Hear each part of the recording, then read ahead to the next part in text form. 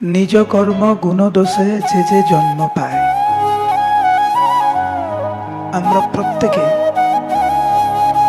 এই জগতে জন্ম নিয়েছি এবং এই শরীরে কেবলমাত্র একটি নির্দিষ্ট সময় ধরে আমরা থাকব।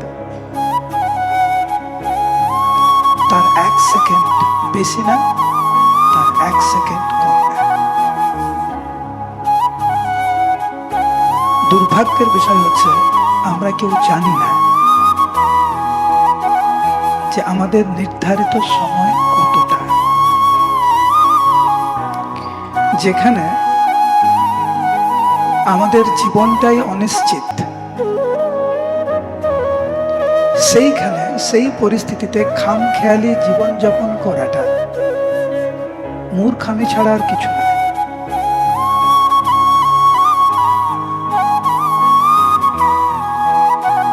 পরীক্ষিত মহারাজ জানতেন ওনার 7 দিন আছে। শ্রীবাস ঠাকুর জানতেন ওনার হাতে 1 বছর আছে, কিন্তু আমরা কেউ জানি না। আমি একবার গিয়েছিলাম নবদ্বীপে, নাম শুনেছেন হয়তো, পোড়ামতলায়। তখন আমি গুরুকুলে ছিলাম। কোনো একটি কাজে আমাদেরকে, আমি আর 1-2 জন কাজে গিয়েছিলাম পোড়ামতলায় কিছু কিনতে। ওইখানে মা কালীর সামনে পাঠার বলি দেয়। আমরা তো ছোট, এইসব কোনো এক্সপিরিয়েন্স নেই আমার, আমি জীবনে কোনদিন দেখিনি পাঠার বলি দেওয়া। বড় একটা অস্ত্র, আর 2-3টে পাঠা লাইন করে আছে, দিব্যি ঘাস খাচ্ছে। আমার ওই দৃশ্য দেখে এখনো মনে পড়ে। আমরা 2-3 জন যে ছিলাম গুরুকুল ছেলেরা, আমরা আলোচনা করছিলাম এ কি ভয়ঙ্কর পরিস্থিতি। একে আর 2-5 মিনিটের পরে একে বলে দেবে, এ জানি না, দিব্যি ঘাস খাচ্ছে। আর কি শব্দ করছে আমি জানি না, কি বলছে, ওদের ভাষা তো বুঝি না। আমাদের পরিস্থিতি বিলকুল ওরকম, একদম। আমাদের মৃত্যু অনিবার্য, আমাদের সম্পর্কের কোনো নিশ্চয়তা নেই, পরিবারের কোনো নিশ্চয়তা নেই, ব্যবসা বাণিজ্য শিক্ষার কোনো কিছুর নিশ্চয়তা নেই। যে কোনো মুহূর্তে আমাদেরকে এই জগৎ ছেড়ে চলে যেতে হবে। কমল দল জল জীবন টল। আজকের একজন ভক্তের সাথে কথা বলছিলাম সকালবেলা, ভালো ভক্ত, ব্রহ্মচারী। আমাকে বলছে ওনার পিতা দেহ রেখেছে। আমি বললাম কিভাবে দেহ রাখলো? বলছে স্ট্রোক হয়েছে। স্ট্রোক হয়েছে? কত বছর বয়স? 62 বছর বয়স। আমি অবাক হলাম, 62 বছর বয়সে স্ট্রোক হয়ে দেহ রাখে। তারপরে আমি ভাবছি আমি তো বোকার মতো কথা বলছি। আমি ভাবছি 62 বছর বয়সে স্ট্রোক হল, এটা কোনো ভাবনার কথা? কিন্তু আমি ভাবছি বোকা। আমার যে ক্লাস দিতে দিতে এখনই স্ট্রোক হবে না, এখনই যে মরবো না, তার গ্যারান্টি কে নিচ্ছে? না আমি না আপনি।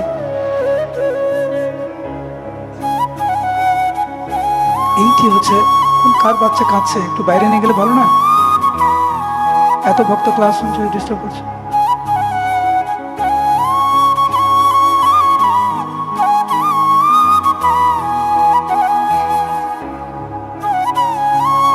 সেই জন্য ভক্তি সিদ্ধান্ত সরস্বতী ঠাকুরের কথা এই জপবই থেকেই পড়ছি। আমরা জগতে বেশি দিন থাকবো না। হরি কীর্তন করতে করতে আমাদের দেহপাত হলেই এই দেহ ধারণের সার্থকতা। আমরা বেশি দিন থাকবো না, কিন্তু এই অল্প দিনেই মানব জীবনের সার্থকতা আসতে পারে। যদি আমরা হরিনাম করতে করতে দেহ রাখতে পারি। শুনতে কত সোজা লাগে। আমরা বলি অন্তকালে চ মামেব স্মরণ মুক্ত্বা কলেবরম। ভগবানকে স্মরণ করে কেউ যদি দেহ রাখে, সে ভগবানের ধামে যাবে। यन्ति देवव्रता देवं प्रत्यन्यन्ति प्रत्यव्रता भूतानि यन्ति भूतेज यन्ति मुक्तिहीनोऽपिमा। যে যেটাকে স্মরণ করে দেহত্যাগ করবে সেই স্থানে যাবে। একবার চিন্তা করেছেন দিনে কতবার আমরা ভগবানকে স্মরণ করি, আর কতবার বন্ধু বান্ধবদের স্মরণ করি, কতবার খাবার স্মরণ করি, কতবার সংসারের স্মরণ করি, কতবার পড়াশোনার স্মরণ করি, কতবার ব্যবসা বাণিজ্যের স্মরণ করি, আর কতবার ভগবানকে স্মরণ করি। একবার চিন্তা করি 24 ঘন্টার মধ্যে কত সময় ধরে আমরা ঐকান্তিকভাবে ভগবানকে স্মরণ করছি, আর কতক্ষণ আমরা ব্যবসা বাণিজ্য, ঝগড়া ঝাঁটি, সংসার, পড়াশোনা নিয়ে আমরা স্মরণ করছি। একবার চিন্তা করুন, এত সোজা নয়। আমরা ভক্ত হয়েছি, সবকিছুতে হরে কৃষ্ণ বলি, খেতে বসতে ফোনে ধরে হরে কৃষ্ণ। তা সত্ত্বেও কেউ যখন ঘুষি মারে, এখানে লেগে যায়, কেটে যায়, ও মা, ও বাবা, একটুখানি ব্যথা, এত বছরের সংস্কৃতি গেল বললায়, এই চিমটি কাটলো, ও মা। তার মানে কি, কোথায় আছে আমরা? একবার চিন্তা করবেন। ভক্তি সিদ্ধান্ত সরস্বতী ঠাকুর যে বলছে যে আমরা এই জগতে বেশি দিন থাকবো না, হরি কীর্তন করতে করতে আমাদের দেহপাত হলেই এই দেহ ধারণের সার্থকতা।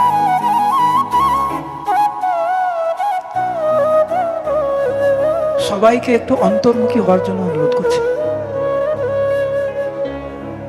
একে অপরের দিকে না, নিজের দিকে। যে 24 ঘন্টার ভিতরে প্রকৃত অর্থে আমি কতক্ষণ ভগবানকে স্মরণ করি, আর কতক্ষণ সংসার নিয়ে মত্ত রয়েছে, সেখানে উত্তর পাবেন। তো জীবনের অন্তিমে ভগবানকে স্মরণ আসবে, আর জীবনের অন্তিমে কি স্মরণ আসবে?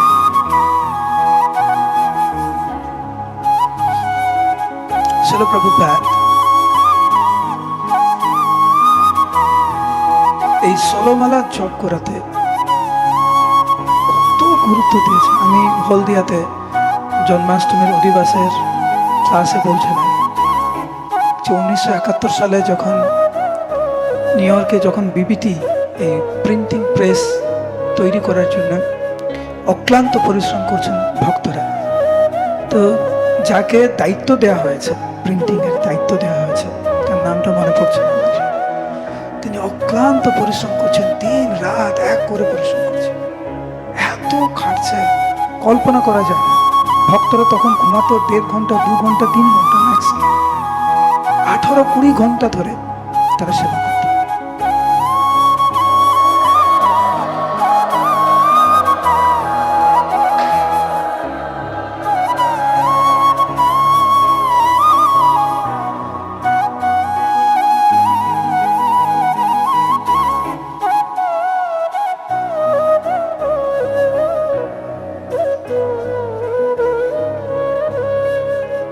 শ্রী গৌরীতাই কি, শিল প্রভুপাদ কি।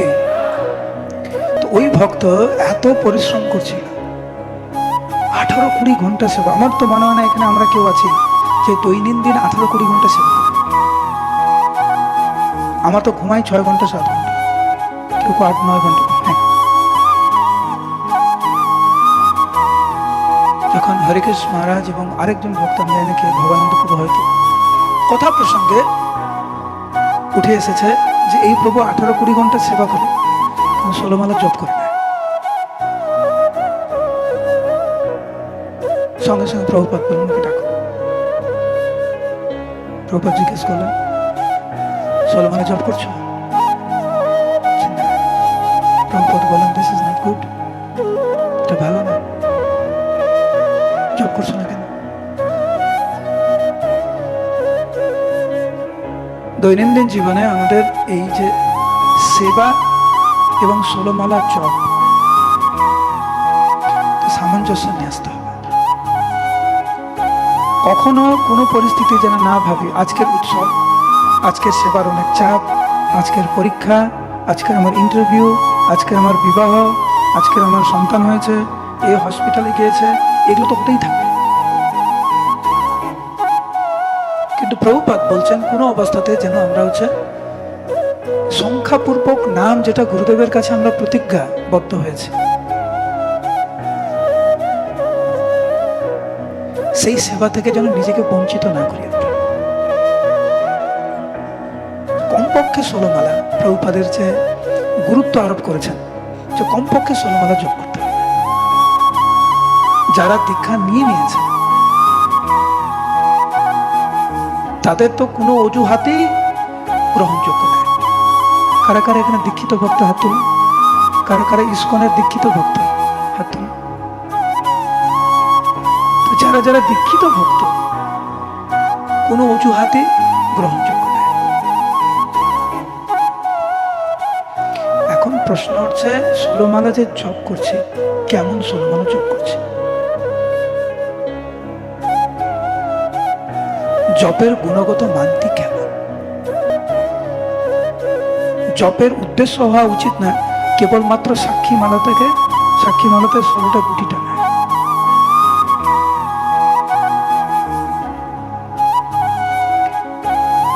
প্রভুপাদ সব সময় উদাহরণ দিয়েছেন,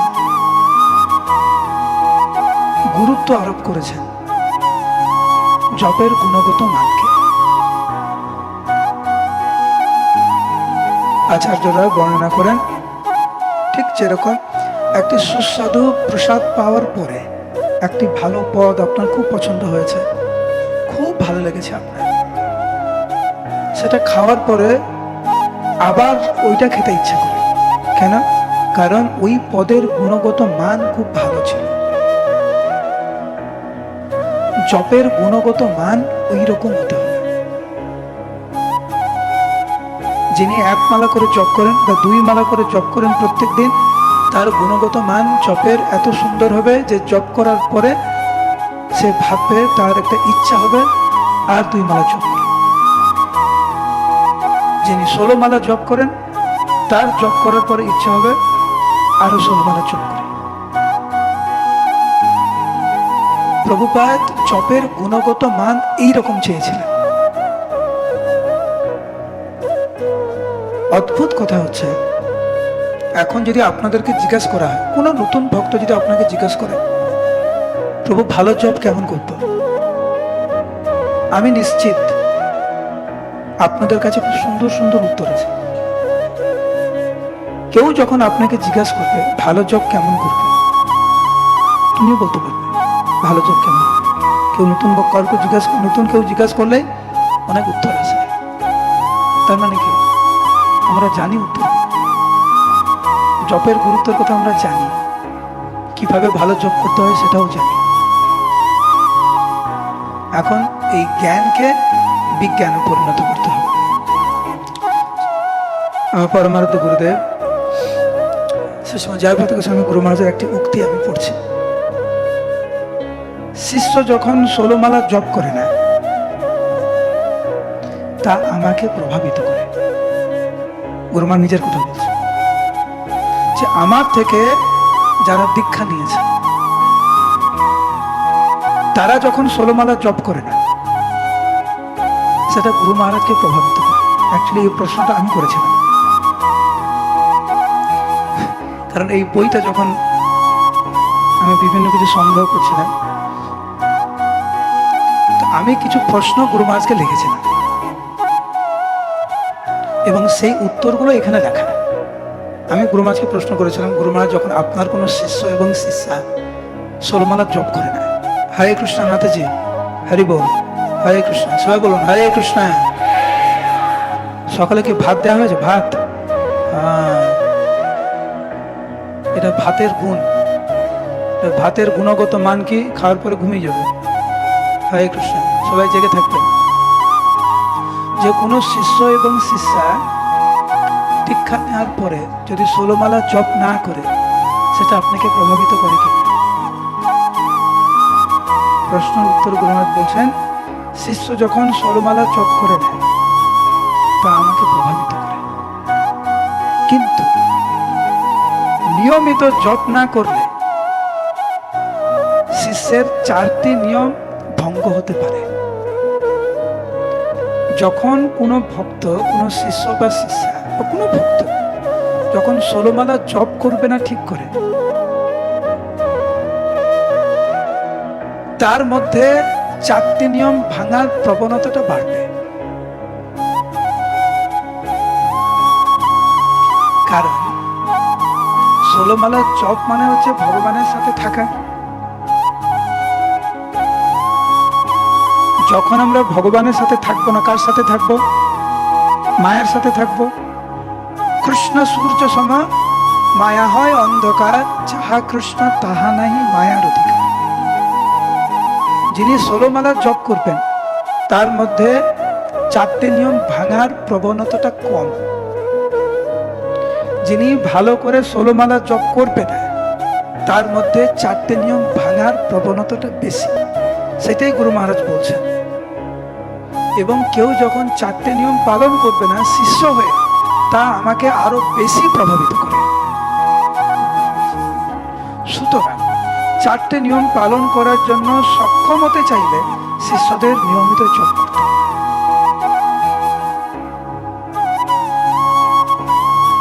4টে নিয়ম পালন করা কিন্তু আমরা যতটুকু সহজ ভাবছি ততটুকু না। প্রভুপাদ বলছেন এই 4টে নিয়ম পালন করা বিরাট ব্যাপার না। 4টে নিয়ম পালন করে ভদ্র সমাজের ব্যক্তিরা, তো ভক্তর কথাও বলছে না, বলছে ভদ্র সমাজের মানুষরা 4টে নিয়ম পালন করে।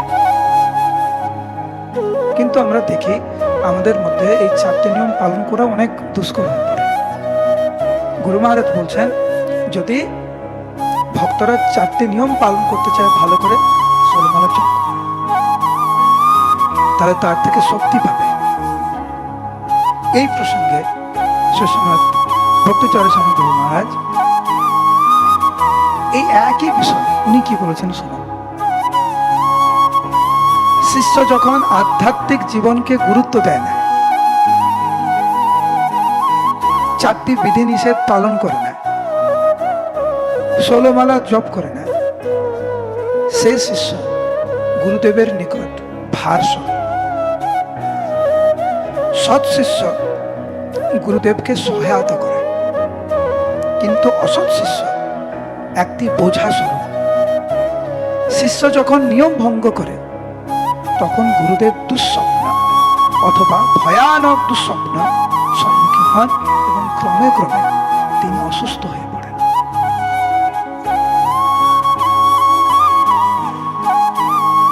কোন ভক্ত যদি ভগবত ভক্তিতে অগ্রগতি লাভ করতে চায়, কালকের সন্ধ্যাবেলার ক্লাসে ও এখানে আমার অনলাইন ক্লাসে বিষয় ছিল শান্ত হওয়া। ভক্তরা শান্ত থাকে, সেইখানে প্রভুপাদ খুব সুস্পষ্টভাবে উনি বর্ণনা করছেন শান্ত সে থাকতে পারে যিনি নিরন্তর হরিনাম করে। কারণ এই জগতে শান্ত থাকা অসম্ভব। কারণ আমাদের চারিপাশে এমন কিছু কর্ম হচ্ছে, এমন পরিবেশ পরিস্থিতি আমরা থাকি সেখানে শান্ত থাকা প্রায় অসম্ভব। কিন্তু কোনো ভক্ত যদি নিরন্তর হরিনাম করে সে শান্ত থাকতে পারে। এখন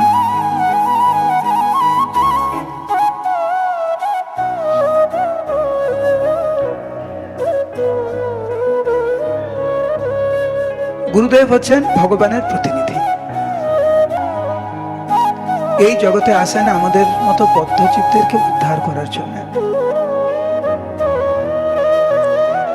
ব্রহ্মাণ্ড ভ্রমিতে কোনো ভাগ্যবান জীব গুরু কৃষ্ণ প্রসাদে পায় ভক্তিলতা বীজ।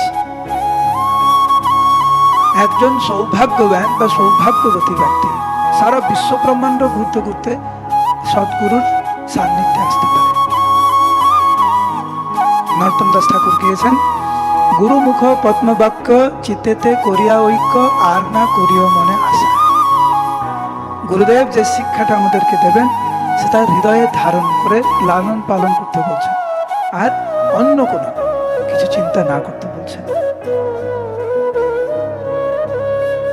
যে ভক্ত গুরুদেবের আদেশ পালন করেন, ভগবান তার কাছে প্রকাশিত হয়।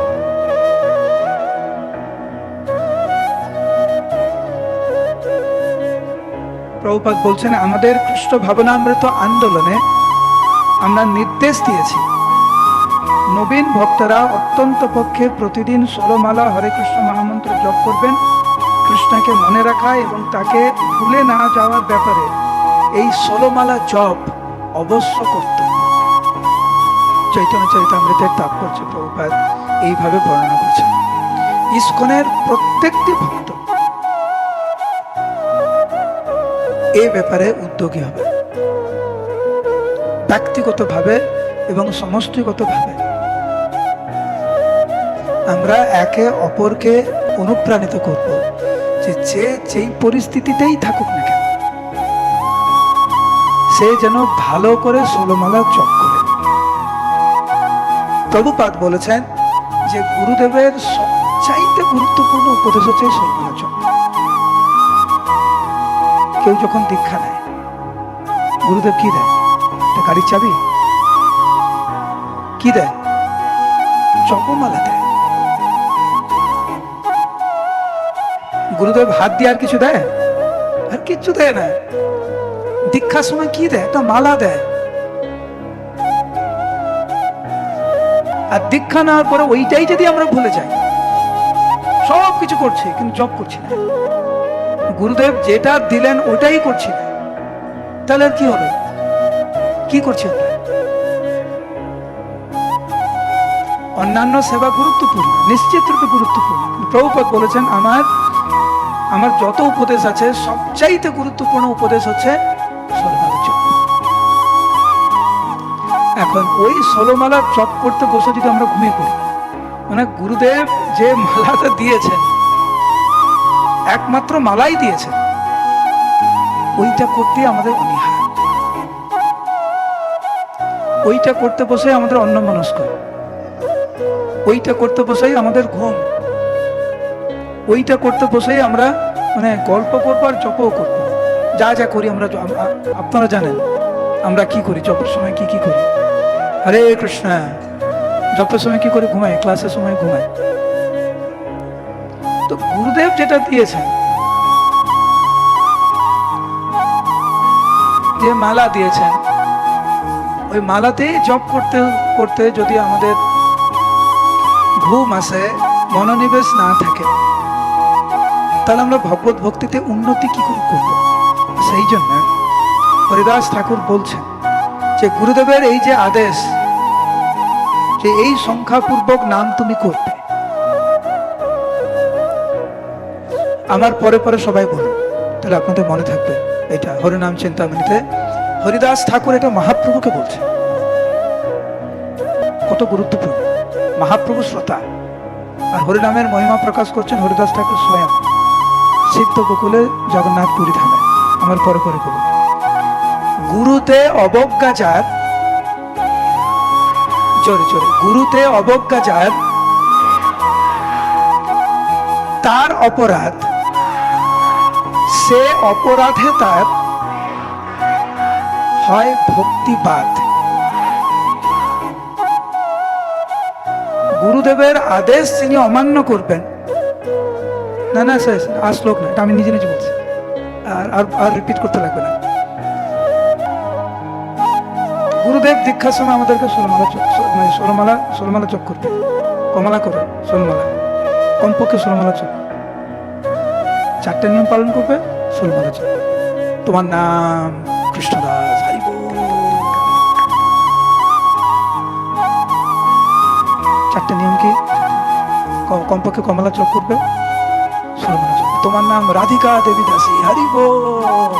এটা তো হয়, আর কিছু হয়? তারপরে নেক্সট। তো গুরু পরম্পরার সাথে আমাদেরকে যে গুরুদেব জুড়ে দিলেন, কার মাধ্যমে জুড়ে দিলেন? কার মাধ্যমে? জপের মাধ্যমে। প্রভুপাদ বললেন ভগবত ধামে যাবার টিকিট হচ্ছে 16 মালা জপ। বাসে উঠতে যেরকম টিকিট লাগে, নৌকাতে উঠতে টিকিট লাগে, রিক্সা উঠতে টিকিট লাগে, ভগবত ধামে যাবে টিকিট লাগবে না? 16 মালা জপ। এইবারে আপনি একটু চিন্তা করুন, আপনি কেমন 16 মালা জপ করেন, গুণগত মানটি কেমন, আপনার টিকিটের মূল্য কতটা, টিকিটের গুণগত মানটা কতটা। অনেক সময় হয় না, টিকিট থাকে কিন্তু সব মুছে গেছে, অক্ষর টক্ষর সব মুছে গেছে, ওটা টিকিট না কি কিছু বুঝে যাচ্ছে না। ওরকম টিকিট হচ্ছে না তো আমাদের। আপনি চিন্তা করুন যে আপনি যখন জব করতে বসেন, 16 মালা জব করতে বসেন, কতটা তৃপ্তি লাগে আপনার, যে না আজকে আমি চেষ্টা করছি ভালো করে জব করার জন্য, আর কতটা কেবল কর্তব্যের খাতিরে 16টা গুটি টেনেছেন। আপনি ঠিক করুন। কিন্তু গুরুদেবের এই যে আজ্ঞা 16 মালা জপ করবে প্রত্যেকটা দিন, তা যিনি মানবেন,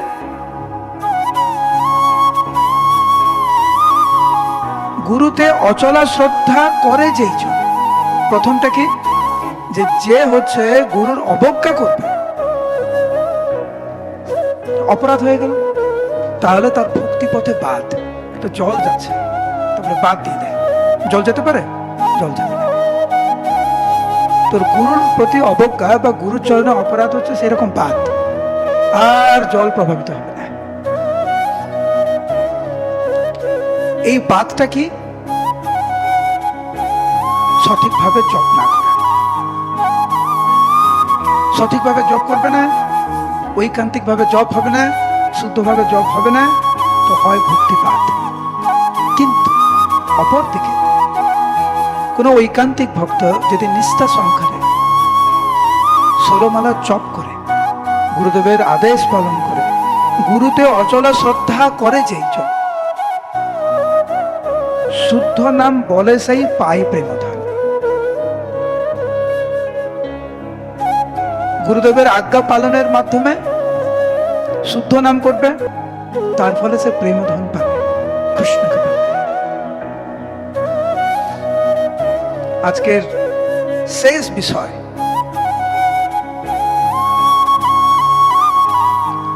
হচ্ছে অভ্যাস। মানুষ অভ্যাসের দাস।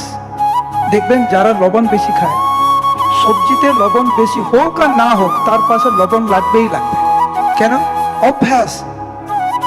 সবজিতে লঙ্কা হোক আর না হোক, এরে কাঁচা লঙ্কাটা দাও রে, খাওয়ার আগেই বলে কাঁচা লঙ্কাটা দাও, আরে খেয়ে দেখো তোমার কাঁচা লঙ্কা লাগবে কি লাগবে না। আমাদের প্রত্যেকের কিন্তু কিছু ভালো অভ্যাস, কিছু খারাপ অভ্যাস আছে, সবকিছুর বিষয়, ব্যবহারের দিক দিয়ে, খাবার দিক দিয়ে, চাল চলনের দিক দিয়ে, ভাষাগত দিক দিয়ে কিছু ভালো অভ্যাস, কিছু খারাপ অভ্যাস আমাদের রয়েছে। ভালো অভ্যাসের দ্বারা আমরা উন্নতি করতে পারি, খারাপ অভ্যাসের দ্বারা আমাদের অধঃপতন হতে পারে। ঠিক সেরকম জগতেও আমাদের কিছু ভালো অভ্যাস আছে, কিছু খারাপ অভ্যাস রয়েছে। আমরা যে জব করছি, আমরা কোন অভ্যাসে অভ্যস্ত হচ্ছি একটু চিন্তা করে দেখবেন। সবচাইতে ভালো জব এরকম ভদ্র করে বসে, সোজা হয়ে বসে 16 মালা জপ করা। জপের সময় ঘুমিয়ে পড়া, এটা কি ভালো অভ্যাস না খারাপ অভ্যাস? আমরা বুঝতেই পারছি না কখন ঘুমিয়েছি কখন উঠেছি। এটা খারাপ অভ্যাস।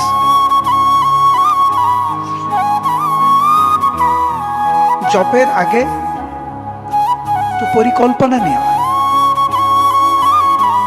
আজকে রাত্রে আমি পরিকল্পনা নেব, আগামীকাল জপটা আমি কেমন করব, কোন সময় করব, এমন ভাবে করব যাতে আমার কোনো বিঘ্ন না ঘটে। যেমন সকালবেলা 5টা, 4টে, 5টা, 6টার সময় ফোন কম বাজে, 9টা, 10টা থেকে ফোনটা বেশি বাজতে শুরু করে। আমি পরিকল্পনা করব জবটা আমি আগে সেরে ফেলব। সকাল সকাল জব শেষ করা ভালো অভ্যাস। স্পষ্টভাবে উচ্চারণ করা, কি শুনতে পাচ্ছেন? আপনার নিজের জব কখনো রেকর্ড করে দেখেছেন কিরকম জব করেন? আপনার দেখবেন, কিন্তু রেকর্ড করার জন্য যদি জব করেন তাহলে তো এরকম বলবেন, হরে কৃষ্ণ হরে কৃষ্ণ কৃষ্ণ কৃষ্ণ, না ওরকম না। যেরকম জব করেন ওটা রেকর্ড করে দেখুন কি বলছেন। স্বরনাম 32 অক্ষর হচ্ছে না অন্য কিছু হচ্ছে, আপনি নিজে অবাক হয়ে যাবেন কি বলেন আপনি। স্পষ্টভাবে উচ্চারণ করা, স্পষ্টভাবে শ্রবণ করা জপের একটা ভালো অভ্যাস, কিছু খারাপ অভ্যাস। কোনো পরিকল্পনা নেই, প্রভু কালকে সকালে, কালকে আপনি কখন জব করবেন আমি জানি না, করে নেবো আমি, যে কোনো সময় করে নেবো, চিন্তা করবেন না। খুব বাজে অভ্যাস এটা। কালকে রাত্রে যখন আমি ঘুমাতে যাই আমি কিন্তু জানি কালকে সকালে ব্রেকফাস্ট আমি কোথায় পাবো, এমনকি কোন কাপড় পরবো। তোমরা যারা এখানে আছো কালকে রাত্রে যখন ঘুমাতে গেছিলে তুমি জানতে না কালকে কি কাপড় পরবে, হ্যাঁ কি না? কোথায় স্নান করবে সেটা জানতে, কোথায় প্রসাদ পাবে জানতে। জবটা করবো কখন? ও যে কোনো সময় করবো। কেন? খাওয়ার জন্য পরিকল্পনা, পড়ার জন্য পরিকল্পনা, যাওয়ার জন্য পরিকল্পনা, জবের জন্য কেন পরিকল্পনা থাকবে? যখন সবজিতে লবণ বেশি হয় তখন মাতাজিকে তো বলা হয়, মাতাজি কি রান্না করছে, লবণটা তো বেশি, দেখবেন কালকে যেন লবণ বেশি না হয়। আজকের জবের সময় যদি আমি ঘুমাই, কেন আমি বসে পরিকল্পনা করবো না যে আগামীকাল কিভাবে সজাগ থেকে আমি জব করব? সেটা নিয়ে আমি কেন মাথা ঘামাবো না?